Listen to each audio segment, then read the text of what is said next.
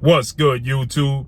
It's your boy, Blue Blood Sports TV, back at y'all with another one.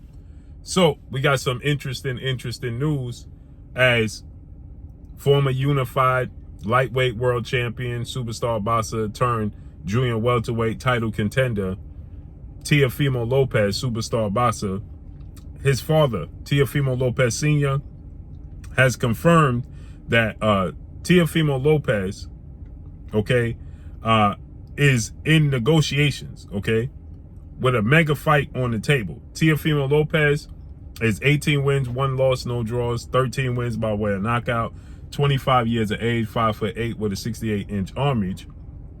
And according to his father, trainer, and manager, Teofimo Lopez Sr., they have now entered negotiations to face off against the former undisputed junior welterweight world champion, British superstar boxer who's undefeated, in Josh Taylor. Josh Taylor is 19 wins, no loss, no draw, 13 wins by way of knockout, 32 years of age, 5'10" with a 71-inch arm reach. So, according to Teofimo Lopez Sr., and shouts out to Punch Drunk on YouTube, right? He did an interview with Teofimo Lopez Sr., to which Teofimo Lopez Sr., he was clarifying Teofimo Lopez not fighting Regis Ruguru Prograis or Arnold Barboza, and he stated that we are now in negotiations for a Josh Taylor fight. Now, they're both with Top Rank, legendary promoter, Top Rank CEO Bob Arum, and ESPN. And this is the fight that they have been looking for. Now, it's just surprising because Josh Taylor, he had a controversial fight and a controversial win back in February of 2022 when he faced off against Jack Catterall, and he won a split decision victory. Many people thought that Jack Catterall won the fight. I thought that Josh Taylor edged it out. I thought that Jack Catterall just let it slip away at the end. I thought he dropped Josh Taylor in the fight. Jack Catterall, he just took his foot off the gas. He was in cruise control. It's like he thought that he had it in the bag. And you got to take it from the champion, especially in his backyard, right? Josh Taylor was in his backyard. Jack Catterall let off the gas. So Josh Taylor was supposed to be in a rematch with Jack Catterall, right? And February 26th was when they fought, that's a week away. So Josh Taylor would have been out the ring for a year, a whole year, since the last time he fought Jack Catterall, right? And he was supposed to face him again this year, but according to reports, Josh Taylor got injured. He got injured. He injured his foot, and the fight had to be postponed. It was scheduled to take place March 4th, the rematch. Initially, Josh Taylor was saying that he was going to move up to 147. He's a very, very big junior welterweight. So he stated that he was going to move up to 147.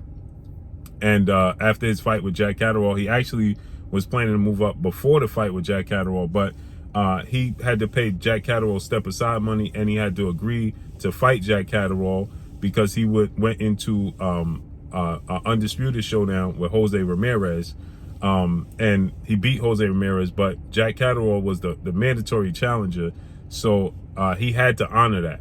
And he was claiming he didn't want to stick around 140 anymore, but nonetheless, he stuck around.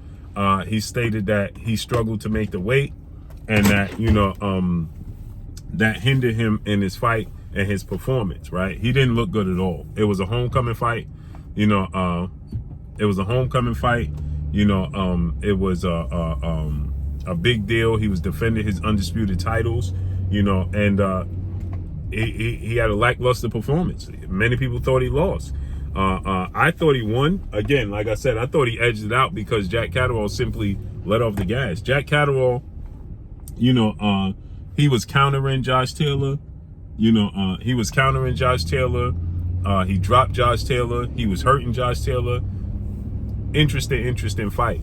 Nobody saw that coming. And he attests that lackluster performance to the weight cut, the weight loss, right? And so with that said, he said that he was going to be, a sport. He's a competitor. He wanted the rematch, give Jack Catterall the rematch, and it just simply never happened. it's going on a year since we saw Josh Taylor in the ring, and Jack Catterall for that matter. Jack Catterall recently put up on social media that he was looking to have a fill-in opponent because he feels like Josh Taylor is simply nervous to take the rematch, and they've been trolling each other on social media. But now Teofimo Lopez Sr. is saying that they're in negotiations. I know this is a fight that Bob Arum was targeting. I know this is a fight that Teofimo Lopez have been targeting, for quite some time. Josh Taylor didn't show much interest. Actually, when Teofimo Lopez was claiming to be undisputed, he was the unified lightweight world champion. He's not recognized the undisputed lightweight world champion, right? After he beat Vasyl Lomachenko, Lomachenko was the franchise champion, and he was elevated to the franchise champion. He's not recognized the undisputed champion. He's recognized the unified champion. So with that said, now, Teofimo Lopez was calling out Josh Taylor then, saying that, he wanted to face him. Two undefeated, undisputed champions should go at it, which would have been huge. But then he ended up fighting his IBF mandatory challenger in George Kambosos Jr. He lost that fight, and we know the rest is history.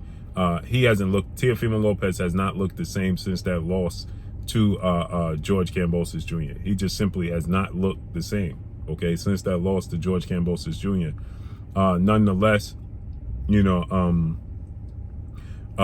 he's still a very big name. He's still a draw. And, he just fought Sandor Martin.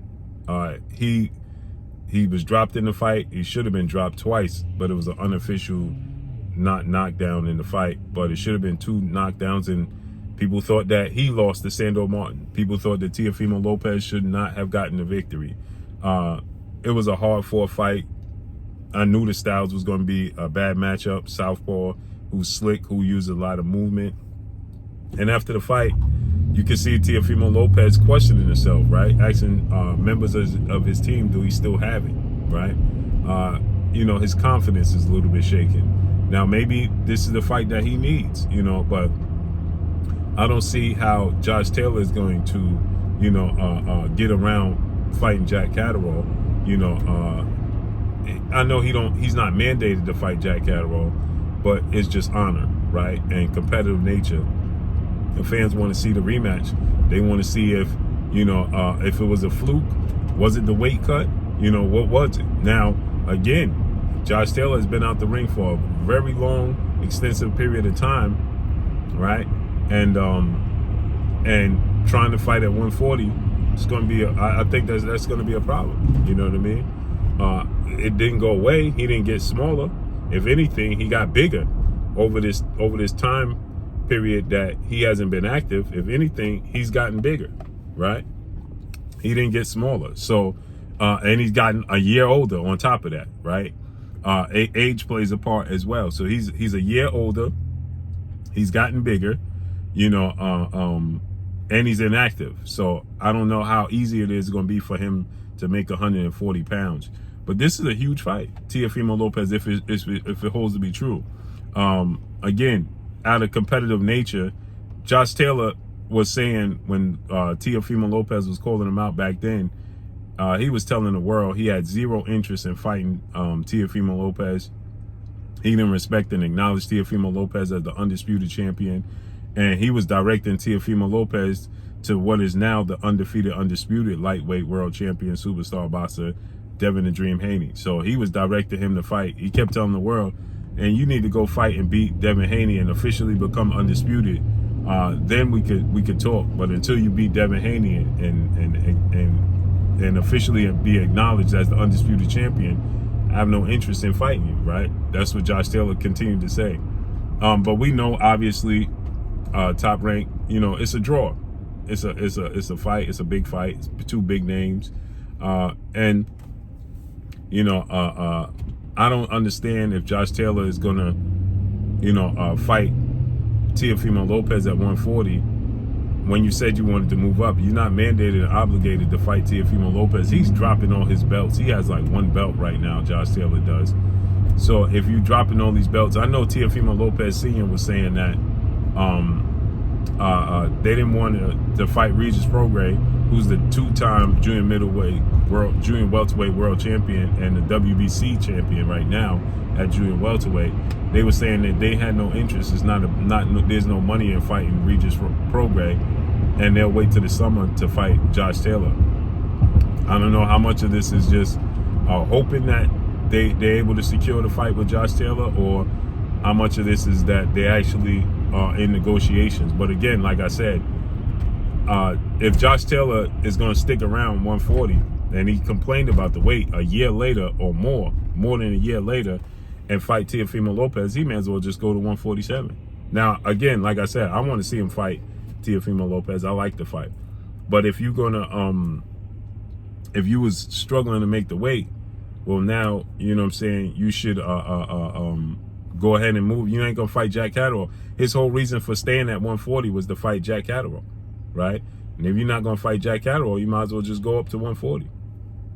But let's see how this unfolds and plays out. I like the fight. You know, I think that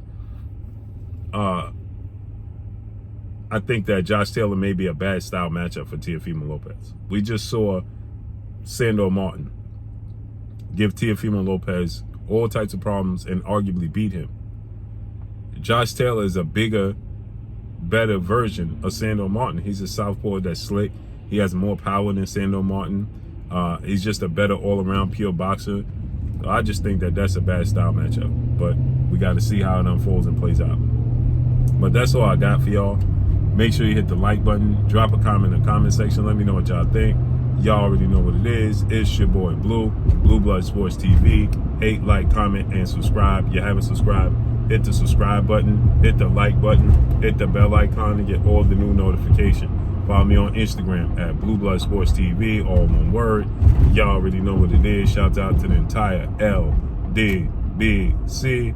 Shout out to Black Media Raw. Make sure you like and share these videos. That's all I got for y'all. Peace.